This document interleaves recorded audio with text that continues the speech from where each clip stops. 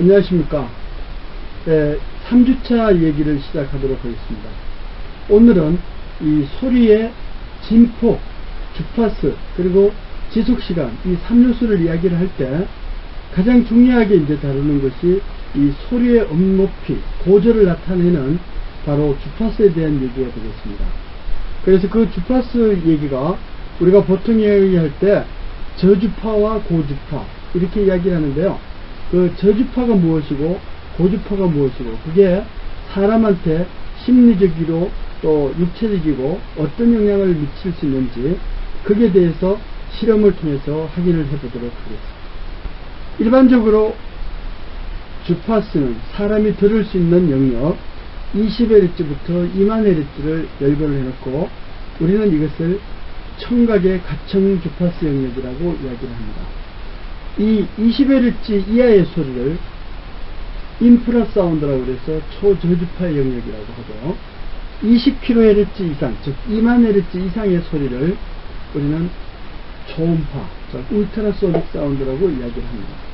그럼 여기서 앞에서도 이야기했지만 높아지면서 이야기를 하면은 이렇게 헤르츠라는 말이 나오는데 그 헤르츠라는 것은 이 소리가 진동이고 떨림을 갖고 있어요. 그 떨림을 갖고 있으면서 힘을, 에너지를 갖고 있다고 그러는데 이런 떨리는 수가 1초에 몇 번이냐 이것을 1초 단위로 측정해서 나타내는 것이 바로 주파수라고 할 수가 있습니다.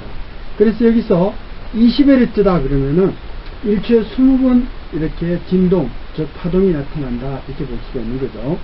그래서 이런 파동을 우리는 여기 이 파동을 이야기를 할 때 정연파라는 이런 파동 방정식을 주로 사용을 하는데요. 이렇게 정연파라는 것은 예를 들어서 A sin 오메가 T 플러스 세타다 이렇게 주어졌다면은 A는 진폭이 되는 거고 sin 오메가 T 할 때 2파이 FT라는 것은 결국은 주파수를 나타내는 것이고 그게 세타라는 위상은 한 주파수의 파형에서 그 파형에서의 얼마나 위상, 즉 시점, 각도의 시점을 나타내는지를 나타내는 겁니다. 그러니까 변수가 3개가 된 거죠. 진폭이 있고 주파수가 있고 위상이 있어요. 이렇게 주파수에 대한 관점을 오늘 이제 한번 따져보자는 거죠. 그래서 보통 이렇게 보면은 사람이 20Hz부터 20,000Hz까지를 듣는다고 그러지만 가장 잘 들리는 소리의 영역은 3500Hz 근방이고요. 보통 한 2000Hz에서 6000Hz 사이의 영역을 주로 잘 듣는다고 부릅니다. 물론 그거보다 낮아지거나 높아지게 되면 못 듣는 것이 아니고 좀 더 소리의 크기, 진폭을 키워줘야만이 이 청각이 잘 느낄 수가 있다. 그러니까 별로 키워주지도 않고 작은 소리도 잘 듣는 것이 이렇게 한 3500Hz 근방인데요. 이렇게 3500Hz 근방에 있는 소리는 예를 들어서 조그만 배터리를 가지고 이 카드 같은 데서 버튼만 딱 누르면 아니면 카드를 제치면 이 띠리띠 그러면서 이렇게 소리 나오는 것들이 보통 3500Hz 근방이고요. 또 저 멀리 앉아도 잘 들리는 소리, 이게 버스에 이렇게 카드 키 인식할 때 우리가 보통 이렇게 교통카드를 대고 타잖아요. 이렇게 부착을 했을 때, 접촉을 했을 때 그때 소리 들리는 삑삑 하는 소리가 3500Hz 정도의 소리라고 알고 있으면 되겠습니다. 예, 여기서는 사람이 소리를 들을 때 과연 몇 초 정도로 이렇게 들어야 이것을 감지하느냐, 이것은 지속시간에 대한 얘기고 어느 정도 크기가 돼야 또 감지를 하느냐, 그것은 소리의 크기에 대한 얘기예요. 근데 이 파동이라는 것은 A sin 오메가 T 플러스 세타라고 앞에서 말씀을 드렸습니다만은 이렇게 정연파 함수를 이야기할 때 주파수로 나타내는 것은 바로 떨림이라고 그러는데요. 우리가 보통 저거 저음이다, 또 무슨 중저음이다, 또 아주 고음이다 뭐 이런 소리를 하는데요. 도대체 저음이 무엇이고 고음이 무엇이냐, 주파수가 떨림수로 이야기를 했을 때 사람 귀로 느꼈을 때 1초에 100번, 즉 그러니까 100Hz 이하 정도 되는 소리를 저주파음이라 그러고 100Hz에서 400Hz 정도를 중주파음이라 그러고요. 보통 1000Hz가 넘는 이런 소리를 고음이라고 이제 이야기를 할 수가 있습니다. 그래서 여기서 이렇게 보시면 이렇게 저주파와 고주파, 그 가운데 이제 중주파 수가 있을 텐데, 저주파는 각각 어떠한 특징이 있느냐 하는 것을 이야기를 했어요. 앞에서도 이야기했듯이 사람의 귀는 20Hz부터 20,000Hz까지를 듣는다고 그랬는데 3500Hz 근방의 소리를 가장 잘 듣는다고 그랬습니다. 근데 그 3500Hz보다 낮거나 또는 높게 되면 그러면은 그만큼 듣기 힘들어지니까 좀 더 큰 에너지로 소리가 들려야 사람이 느끼게 된다는 것이죠.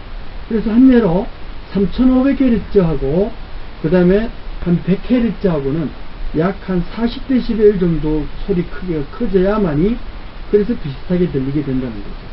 그게 사람의 귀의 아주 그 음감 특성이라고 할 수가 있습니다. 그래서 이런 그 저주파를 들으면은 왠지 모르게 무게감을 느낄 수가 있어요. 아주 묵직한 무언가 내리치는 이런 뜻한 무게감 있는 소리가 들리게 된다는 거죠. 또 이런 귀가 이렇게 들리더라도 귀보다는 뭔지 모르지만 촉수가 느껴지는 듯한 이런 저음을 느낄 수가 있다. 그래서 피부는 어떤 저주파의 소리를 듣게 된다, 이렇게 볼 수가 있어요.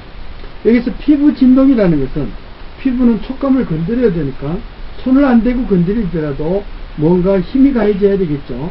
이렇게 가해지는 청각으로 느끼는 것보다도 피부로 느끼는 것은 100Hz 이하의 저주파 소리가 주로 그렇다, 이렇게 볼 수가 있고요. 그러면 고주파라는 것은 보통 뭐 꼭 그렇게 선거놓고 이야기한 것은 없지만은 고주파라는 것은 한 1000Hz 이상의 소리를 우리는 고주파음이라고 이야기를 하는 거죠. 근데 이제 보통 2000에서 6000Hz 사이의 소리는 소리가 작아도 잘 들린다, 이게 귀의 특징이라고 할 수가 있고요. 또 이런 소리가 귀에 민감하다는 의미는 결국은 이 청각세포가 그러한 위주로 아주 그 민감하게, 즉 작은 소리도 아주 잘 받아들이게 만들어져 있다, 그렇게 이야기를 할 수 있습니다. 그럼 구체적으로 저주파 소리가 나는 것은 어떤 종류가 있고 고주파 소리가 나는 것은 어떠한 유형이 있는지 그것을 한번 살펴보도록 하겠습니다. 자, 우리가 만약 영화를 이렇게 봤을 때 화면만 바라보고 소리가 나지 않는다 그러면 아마 재미가 없어가지고 전부 졸고 앉아있을 가능성이 있습니다. 아무리 무서운 영화가 있더라도 그 무서운 공포를 느끼게 해주는 것은 이 시각적인 것이 아니라는 거죠. 왜냐면 이렇게 보다가 무서우면 그냥 눈을 감아버리면 돼요. 막 피를 흘리고 그런 장면이 또 영상에서 나온다 그래도 눈을 고개를 돌려버린다든가 눈을 감아버리면 안 보이잖아요. 근데 이 소리는 계속 들리고 연속적인 것이기 때문에 그 소리를 통해서 우리는 충분히 그러한 여러 가지 의미를 부여할 수가 있게 된다는 것이죠. 자, 여기 한번 보시죠. 이 영화의 소리는 50%가 현장감을 느끼는, 실감나는 그 느낌 중에, 오감 중에서 50%를 소리를 통해서 느낀다고 하는 것이 이 복만대 감독님의 이야기라고 볼 수가 있어요. 뭐 이분이 다 모든 걸 정설로 이야기한 것이 아니고 현장에서 영상 감독을 하고 촬영 감독 뭐 이런 것을 이렇게 지휘하다가 보니까 소리가 그만큼 중요하다는 것을 이야기를 해줬고요. 우리가 대표적으로 사람의 오감 중에서 이 첫인상을 결정짓는 것도 한 40% 이상이 목소리에 있다, 이제 이런 것으로 알려지고 있어요. 또 아주 통계적으로 이미 알려져 있는 것 중에 사람은 대개 느낌이 오감을 통해서 받아들이게 되어 있는데 주로 남자들은 이렇게 시감을 통해서 느낌을 많이 느낀다고 해요.